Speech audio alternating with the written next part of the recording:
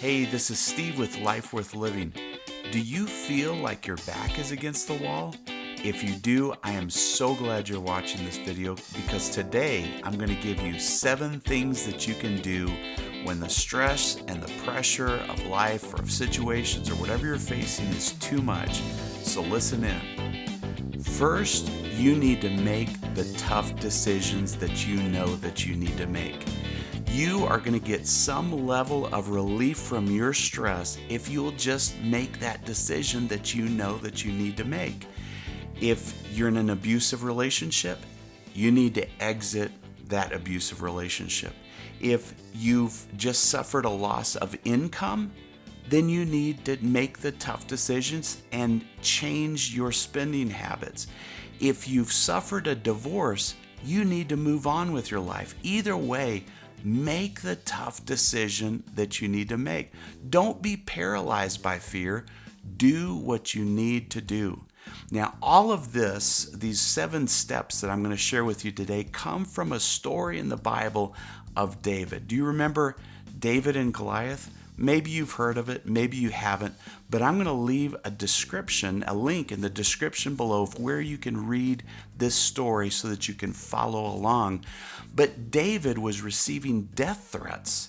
In fact, he'd already had a couple of attempts made on his life, and he had to make a decision, and he made the decision to leave.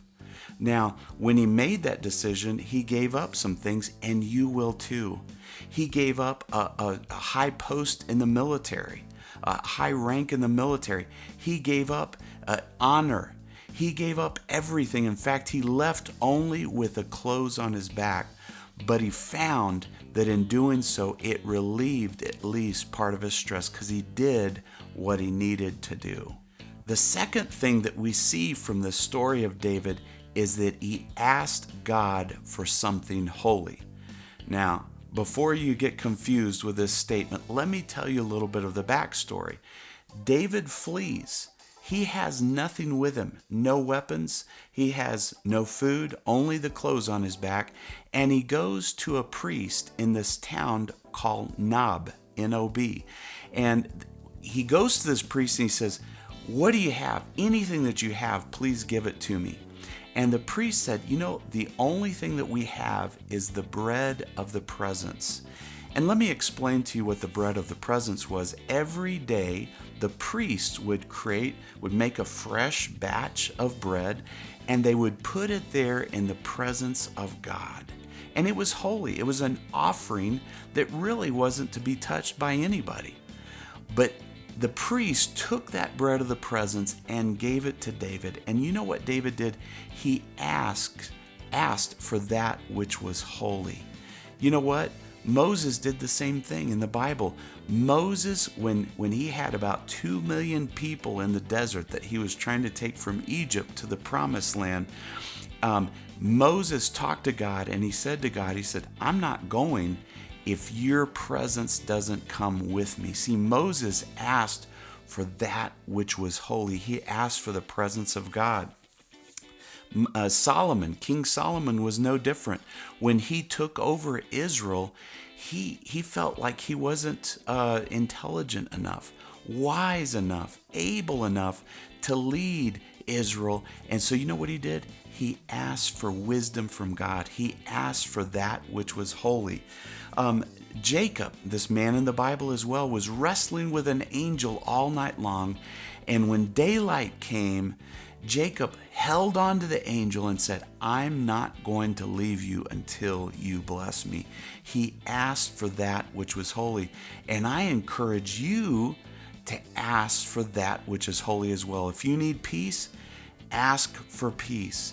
If you need healing in your body, you're sick, you're in the hospital, maybe you're struggling physically, ask for that which is holy. If you need divine protection, ask for that which is holy. If you're lacking strength, ask for supernatural strength. But one way or another, when your back is against the wall, ask God for that which is holy. Number 3, if you make a rash decision, get out of it quickly.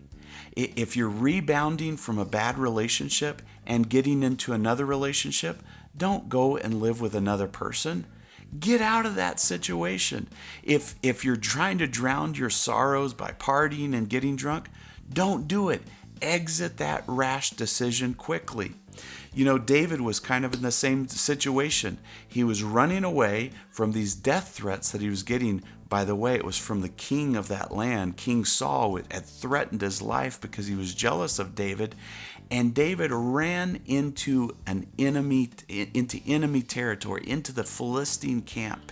And there he realized very quickly that he had made a rash decision that he was going to regret if he didn't put it in reverse and get out of there. So number 3 is this: if you make a bad decision, if you make a rash decision, get out of it quickly.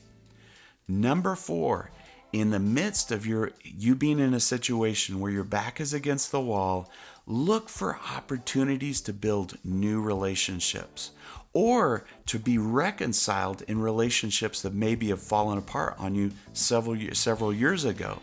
I have a good friend who's going through dialysis every day. His life is somewhat falling apart because of his illness. But you know what this guy told me? He said recently when he was in the hospital, he got to meet a bunch of people that he would have never met before. He befriended some people that he would have never had a chance to do this with. And you see, in your tough situations, you actually get to meet new people, build new relationships, and even restore or be reconciled with people that you had given up on before. And that's how it was with David. As he ran for his life, he was reconciled once again with his brothers. And his brothers and he, and I won't go into the story, but they had a really strained relationship. And this tough time in David's life brought them close. So be on the lookout for new friends and reconciled relationships. Number 5, whenever your back is against the wall and you're looking for relief from your stress, look for godly advice. Look and listen to godly advice. Find a person that you trust. Find a person that has faith in God and ask them what they think you should do, how you should deal with your situation.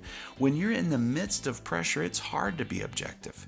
It's hard to know what to do, and godly advice will help you. And that's what David did. He ran out to the desert.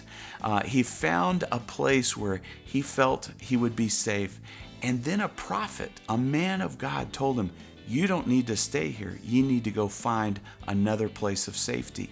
And that's how we need to be in our stress, in our difficulty. Find godly advice from someone else and be helped through it. Make sure that you listen to it. Number 6, stop blaming yourself. David was put in a situation where there was a lot of casualties as a result of him talking to someone. And I won't go into all of the details, but David could have easily blamed himself. He could have easily felt shame and condemnation and be pushed down even further than where he was. But David refused to blame himself.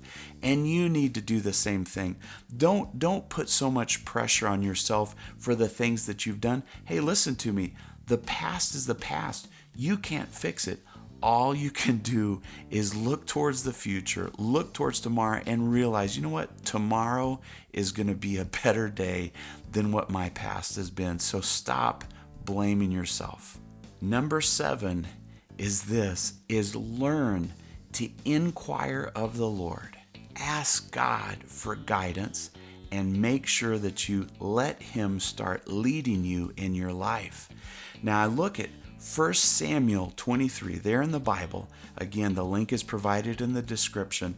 And I read there that David learned to inquire of the Lord. There was an event that I won't go into a lot of detail. You can read it for yourself.